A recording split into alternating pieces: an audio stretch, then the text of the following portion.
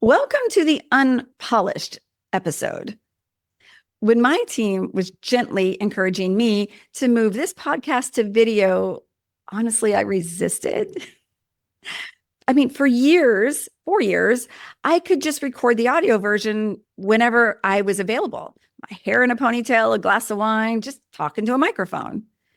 Suddenly now it's like a camera and lights, and where am I supposed to be looking? And do I need to put on some makeup?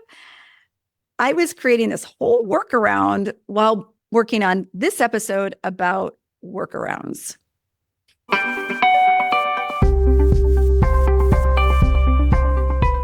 Hi, friends. I'm Kristin Graham, and this is Fewer Things Better. Brain science meets word nerd. Each week, I offer practical, real-life insights from neuroscience and behavioral psychology, headlines and highlights without all the homework.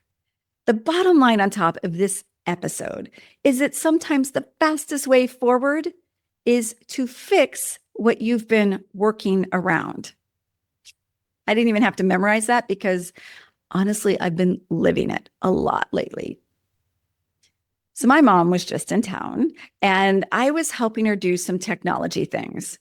And we spent an hour at least trying to connect her phone to an older iPad. First there was the password, and then there was the Apple ID, and then there was this unlock code. And by the time we finally got it connected to realize that the iPad is actually outdated, they were never going to work, it took us so long just trying to get to that answer. And honestly, it was kind of rolling my eyes a little bit. Any of you who have done tech support with family members, you might know what I'm saying. But then I come downstairs and I was looking at my printer. Now, my printer, it hasn't been connected to the Wi-Fi for like 2 years. I don't know why. I've tried, yes. But I end up carrying my laptop over, plugging it in anytime that I need to print. 2 years. And somehow I convinced myself that that was faster than just fixing the thing or getting a new one that works because technology, right?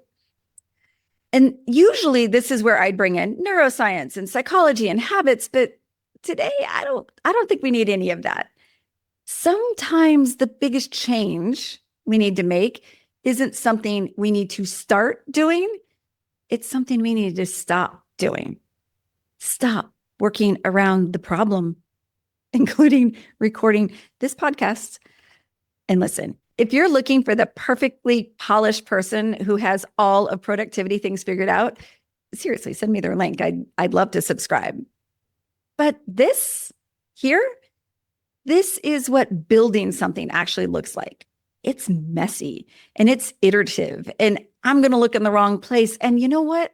It's figure outable. That's life. And that's our brain living life.